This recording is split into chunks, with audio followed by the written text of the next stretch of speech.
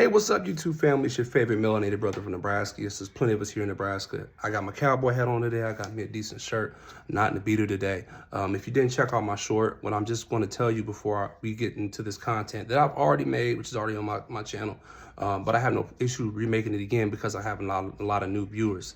A lot of you guys, it was Dr. Martin Luther King's birthday a couple days ago, and I saw a lot of distasteful posts on the internet. A lot of our truth seekers, they have a lot of information, but sometimes what they do with that information can be kind of tacky. So Dr. Martin Luther King Jr. is no longer here to defend himself.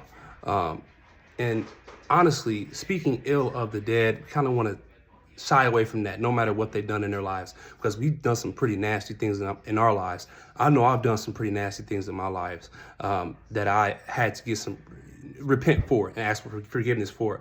But one thing I want to say before I continue with this video is that Dr. Martin Luther King, towards the end of his life, he realized that he had integrated us into a burning building. He felt bad, and he was on a one-man mission to reverse things and tell the truth and get away from his handlers, the Rockefellers, and all of those individuals. He cut those ties and he says, you know what, if I'm gonna die a martyr, and I'm gonna die doing the right thing. And you're gonna hear about that in this book that I've already made content about. But you know what, it's worth redoing again. So before you comment or you make a judgment on somebody, make sure you know their full story all the way up to the end. So you're not making a but out of yourself, because when you assume that all of this information is correct, and yes, he was a Freemason, yes, he was, but towards the end of his life, sometimes it doesn't matter how you start, but it matters how you finished. And the way Dr. Martin Luther King Jr. finished, hats off to him, because a lot of people wouldn't have done that. He went against the grain, went against the system, and he died for that. And you know what? I felt as though, you know what? He's okay with that. So, he died a martyr.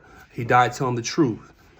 He died not continuing to be a puppet. That's why he was murdered. And you're going to hear about that in this content. All right. So let's go ahead and get into this content right about now.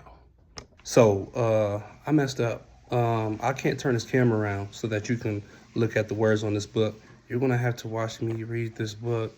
My bad, I'm sorry, but the information is important. If you don't want to, you can go ahead and look on my page and find The Assassination of Dr. Martin Luther King Jr., and I'm about to read the same thing. In 1968, U.S. intelligence assassination of Martin Luther King Jr. Human progress never rolls in on the wheels of inevitability. It comes through the tireless efforts and the persistent work of dedicated individuals. Many say that Negro must lift himself by his own bootstraps. They never stop to realize that no other ethnic group has been a slave on American soil. They don't realize that the nation made the black man's color a stigma. 2/3 of the people of the world go to bed hungry, while America spends millions of dollars a day to store surplus food. And maybe we spend far too much of our national budget establishing military bases around the world rather than bases of genuine concern and understanding. I am convinced that the Vietnam War is one of the most unjust wars that has ever been fought in American history, in the history of the world. It has strengthened the military-industrial complex. Every time we kill one, we spend about $500,000 to $100,000, while we spend only $53 a year for every poor person. And we force young black men and young white men to fight and kill in brutal solidarity. We are coming to Washington in a poor people's campaign. Martin Luther King Jr., 1968. Absurd. Remaining awake through a great revolution. So that's 1968. That's right before he was assassinated. Sound a lot more radical and militant, doesn't it? And he wasn't fighting for just young black men. He's fighting for young white men as well. Let's go ahead and continue to read. While formerly on the other end of the spectrum regarding civil rights struggles and tactics, Martin Luther King Jr. had moved closer to the Black Panthers' perspective by 1968. Martin Luther King Jr. won a Nobel Peace Prize in 1964 after close to a decade of nonviolent civil rights organizing. Martin Luther King, hereafter King or MLK, helped spearhead many marches and rallies to end segregation and gain voting rights that were denied to so many poor blacks in the American South. The civil rights work involved marches that led to many arrests and beatings by local police. CIA documents and FBI agents reveal how U.S. intelligence stated that their goal was to destroy the increasing radical Martin Luther King. They had made MLK their #1 black activist target. Historians have debated that what most helped get national civil rights legislation passed during King's life. Top sociologists Piven and Cloward effectively argued that riots contributed the most to the passage of national civil rights laws. Mainstream history texts rarely cover the vast violence by racist whites that spurred riotous reactions by black communities. For example, in 1963, a gunman killed Medgar Evers, secretary of the Mississippi NAACP. Also in Mississippi that year, police and Ku Klux Klan killed 1 black and 2 Jewish SNCC activists. The accumulation of these murders helped spark riots in black areas. Militantly racist whites also used other means of violence against blacks. Between June and October of 1964, 24 black churches were bombed in Mississippi alone. Partly in response to these events, America held 1,412 separate demonstrations in 1963, according to the U.S. Justice Department.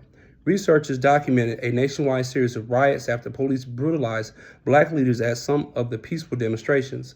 The largest of the riots were in New York, Chicago, Maryland, Philadelphia, and New Jersey in the first half of 1964. Whether responding to riots or sincere about civil rights, President John F. Kennedy initiated the Civil Rights Act just before the assassination in November of 1963. Congress passed the act and President Johnson signed it in July of 1964. Despite police continually arresting and badly beating him, MLK called for nonviolent civil disobedience. But King also defended rioters' actions and saying, "A riot is the language of the unheard." Blacks rioted in a particularly large number of cities in the summer of 1967. U.S. intelligence interviewed 500 jailed blacks in the largest of those riots. A violent outburst in Detroit. When U.S. intelligence asked the rioters who most inspired them, intelligence analysts stated that to their surprise, that most responded with MLK rather than younger SNCC fire bands such as Stokely Carmichael and H. Rap Brown. Several decades after King's 1968 assassination, his widow, Coretta Scott King, and most of the King's adult children hired attorney William Pepper to represent them. Pepper aided them in filing a civil rights lawsuit against Memphis rooming house owner Lloyd Jowers and his government co-conspirators in the MLK's assassination. They filed this lawsuit mostly due to a 20-year investigation that Pepper, a former friend of MLK, had undertaken into the real perpetrators of King's assassination. William Pepper worked as a journalist in Vietnam, an experience that led to anti-war activism. Beside Martin Luther King Jr., Pepper then went to law school and, after MLK's death, had accepted the official version of the assassination. In 1977, MLK's closest civil rights associate, Reverend Ralph Abernathy, asked Pepper to represent long-believed sole assassin James O. Ray, who was serving a life sentence for allegedly shooting King from the third-floor bathroom of Lloyd Jowers' room house. Ray helped this case could be reassessed, and Abernathy believed that Pepper would help him find out who really orchestrated the assassination. Pepper took the case and first published a book on his MLK assassination investigation in 1995, titling it Orders to Kill. Warner Books then bought the rights to Orders to Kill and published it in 1998. Orders to Kill detailed the U.S. intelligence documents, government whistleblowers, and other evidence supporting that the U.S. intelligence assassinated Martin Luther King. In his introduction to Orders to Kill 1998 edition, MLK's son, Dexter Scott King, said that U.S. intelligence orchestrated the assassination of his father in 1968 for several reasons. Their top motive was to stop MLK's civil rights work and anti-Vietnam War organizing.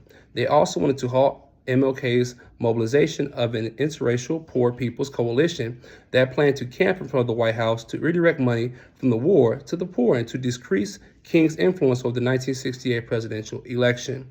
Pepper and others found government documented evidence that a dozen government intelligence agencies coordinated their plotting against King before his death. Many witnesses and much evidence supported how they worked with police and contracted the mafia to aid the fatal shooting of MLK in Memphis. On April 4, 1968, a gunman fatally shot Martin Luther King.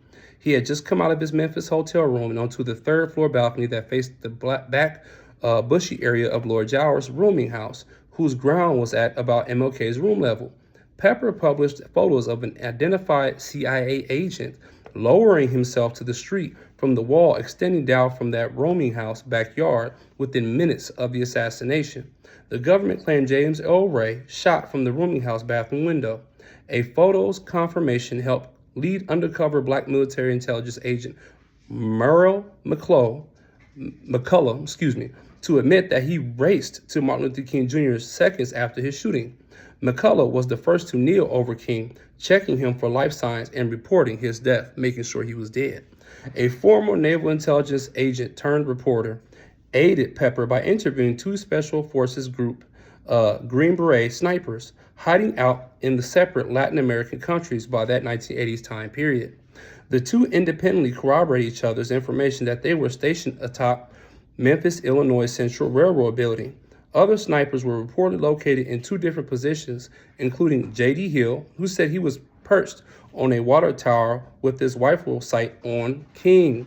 They all said that they were to keep MLK and his associate, Andrew Young, in their rifle sights as they waited for a signal to shoot.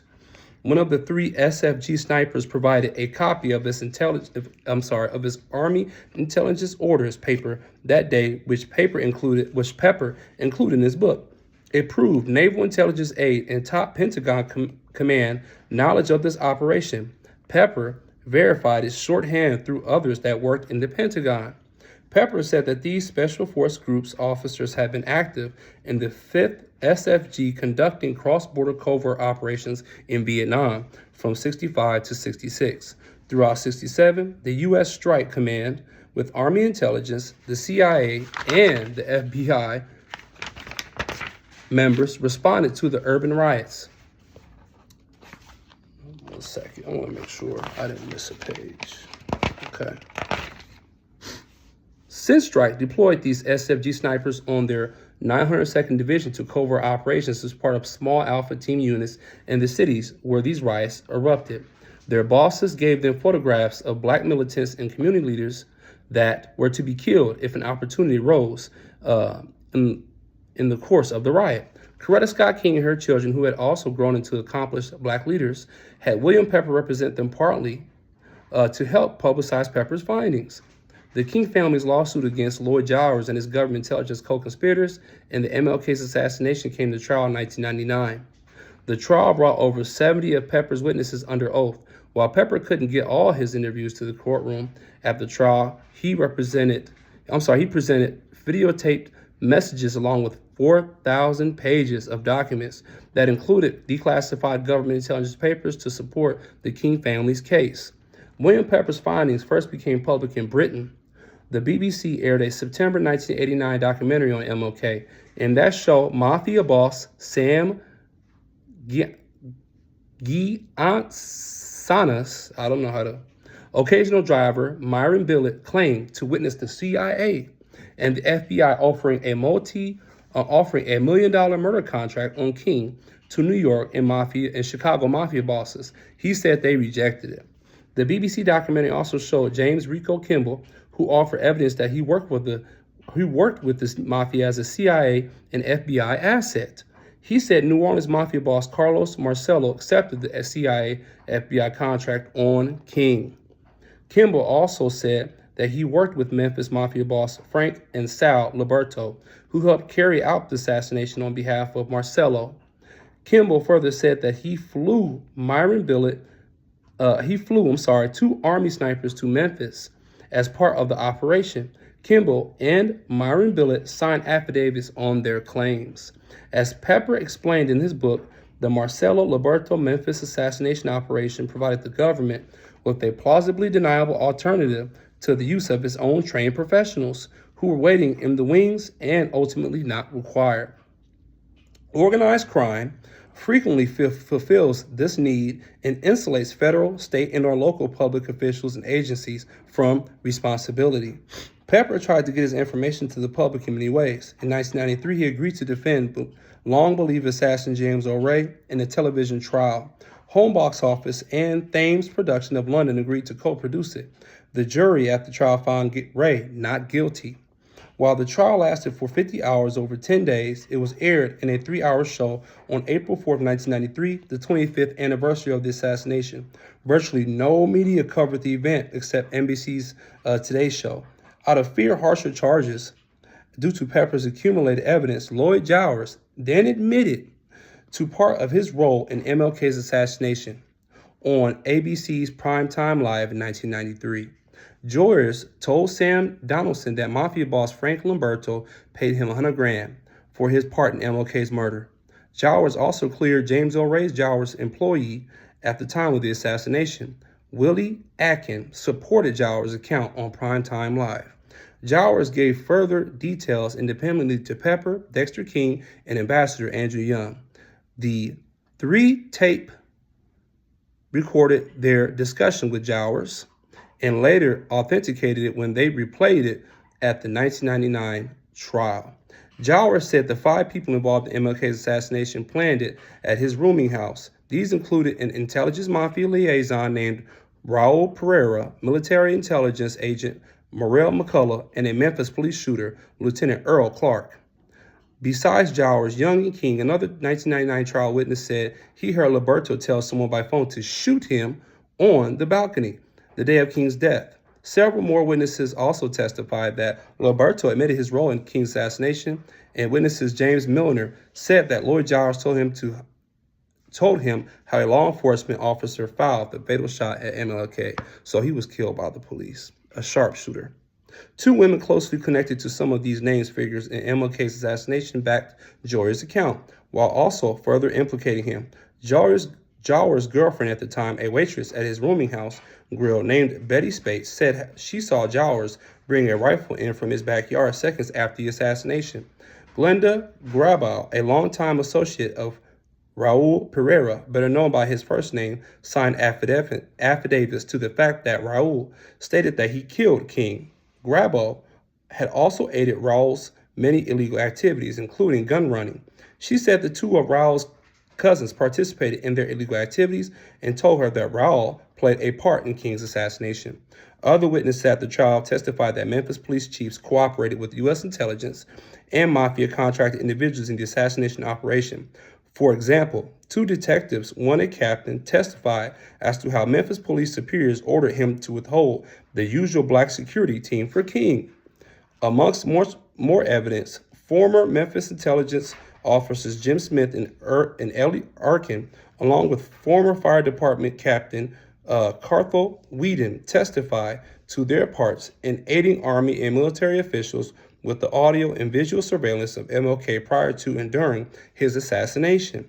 Arkin said these officials were from the 111th Military Intelligence Group, who had partly based themselves in his office.